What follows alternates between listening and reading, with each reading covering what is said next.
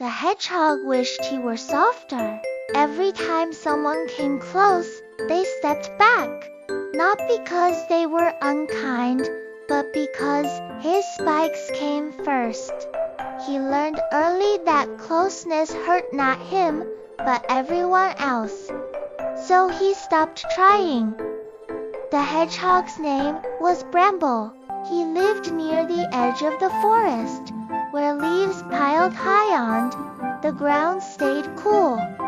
Bramble was quiet, careful, always watching. Other animals gathered easily. They leaned close. They brushed against one another. Bramble stayed a little apart, not because he wanted to, but because he felt he should. Bramble's spikes were sharp, not sharp enough to be dangerous, but sharp enough to sting. Once, when he was very young, a small rabbit had hopped too close. There was a yelp, a quick jump back. "I didn't mean to," Bramble had said, but the rabbit didn't hear him. After that, Bramble learned to curl inward. If he stayed round and still, no one would get hurt. Most days, Bramble watched from afar. He watched birds gather twigs together, watched squirrels share food, watched foxes rest side by side.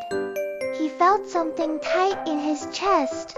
Sometimes he wondered what it would feel like to be touched without causing pain. One afternoon, rain fell softly over the forest, just enough to quiet everything. Bramble liked the rain. It made the world slower. He walked carefully along the path, his small feet sinking into wet leaves. Then he heard a sound, a small one. A tiny mouse sat near the roots of a tree. She was shivering, her fur soaked. She tried to move, but slipped. Bramble stopped.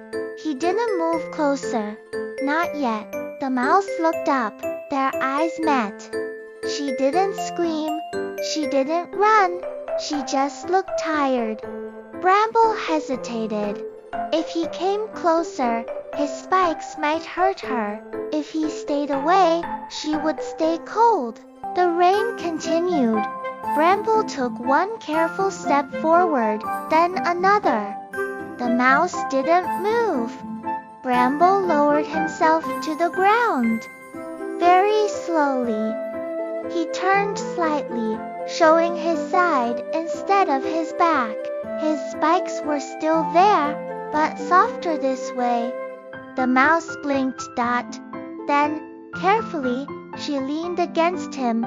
Bramble held his breath. The rain passed. The mouse warmed. She smiled. "Thank you," she said quietly. Bramble nodded. When the mouse left, she didn't hurry away. She waved. Bramble waved back. Bramble didn't change overnight.